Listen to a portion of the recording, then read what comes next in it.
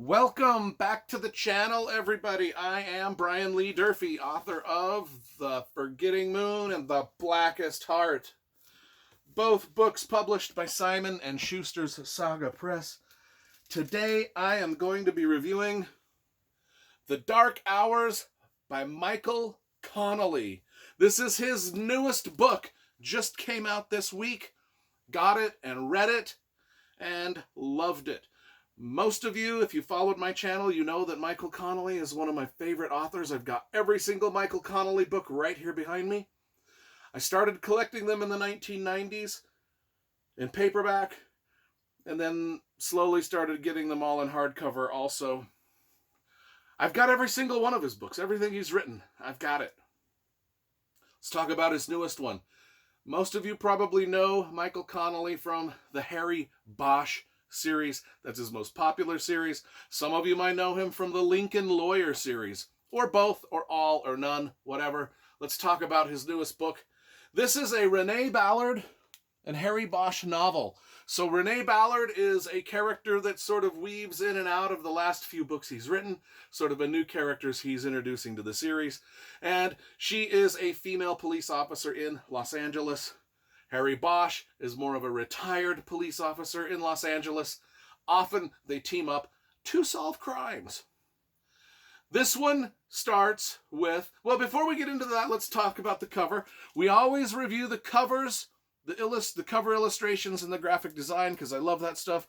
This is typical Michael Connelly, big, bold, thriller type cover, big, bold lettering, colorful. So there's a sunset over LA, whatever. It's The Dark Hours, refers to the graveyard shift. Renee Ballard loves the graveyard shift. In fact, that's the only thing about policing she likes anymore. Because in this book, we are mid-COVID. This book takes place in January of 2020. So mid-COVID, people wearing masks, defund the police, Black Lives Matter riots, Antifa riots, all over the place. The police, most of the police forces, the morale is in the toilet. Her morale is in the toilet. The only thing keeping her on the job is there's a few investigations that there's an investigation of and I forgot what it was called, the Midnight Men. The Midnight Men investigation. Two masked men that are serial rapists, and they're tormenting Los Angeles County with rape after rape. And they're masked men anyway. She's bound and determined she's going to solve that case. That's the only thing keeping her on the job. Plus, she loves the midnight shift. But then she gets kind of kicked off the midnight shift. She gets kicked off the dark hours, as it would suppose, to investigate some things. One of the things that happens is,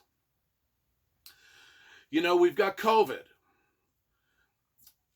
One of the things about this book is Renee is a little bit of a mask Nazi. She always wants everybody to wear a mask, whereas Harry Bosch is the exact opposite. He hates the masks.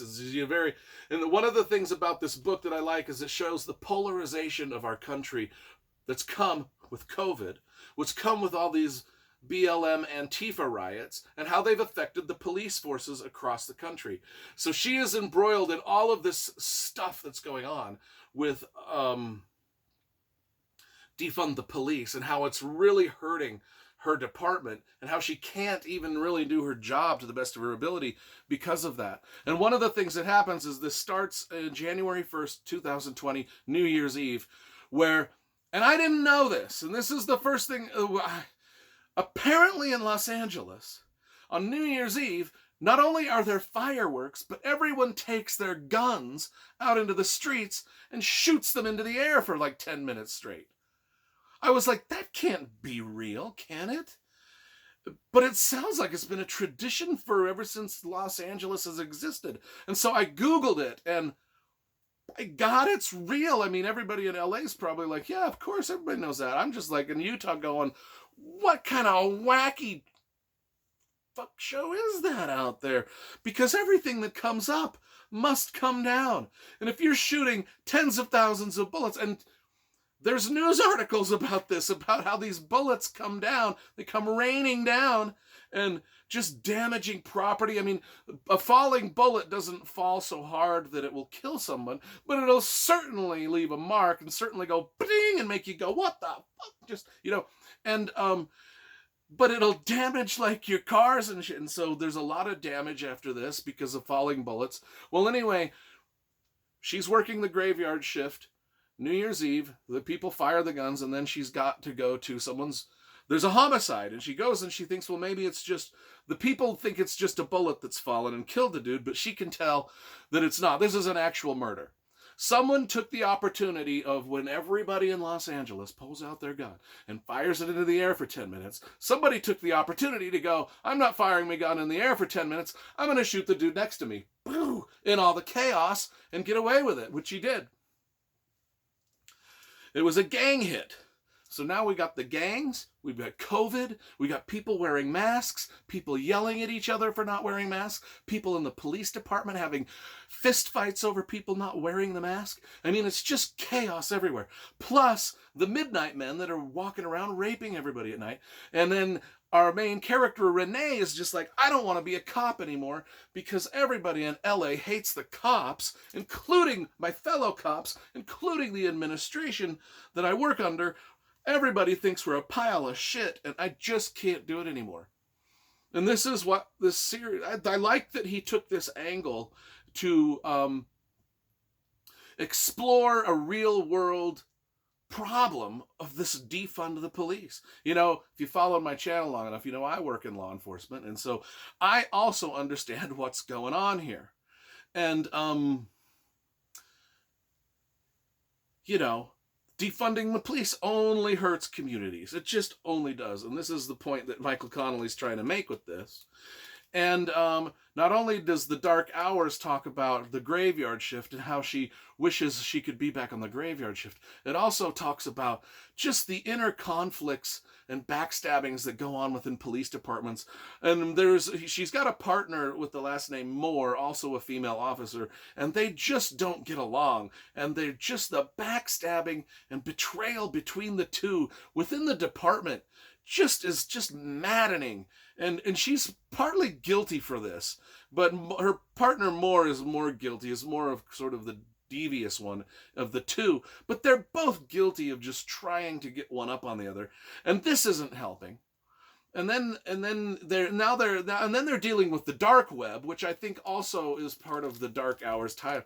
I mean, because then I don't know how real this is, but Michael Connelly explains to people how to get on the dark web. He explains the process of getting to the dark web. This is how you do step every step. And I'm like, I don't know if that's real or if he made that up, but I'm telling you, I'm not going to try it. I ain't going to fucking try that shit. I'm not going there. I don't need to be there. None of us need to be there. It's the dark web for a reason. But the dark web is sort of how these midnight men rapists sort of figure out, I won't get into it any more than that. But anyway, it's a great book. It's a great mystery, and I just love it. I loved everything Michael Connelly does. His books are about 300 to 400 pages each. You can sit down and read them in an afternoon. If you're a fast reader like me, I do 100 pages an hour. So, a 350-page book like this, 3.5 hours. I'm not good at math, but I think that's the way that totals out. But I sat down and read it this afternoon. Loved it.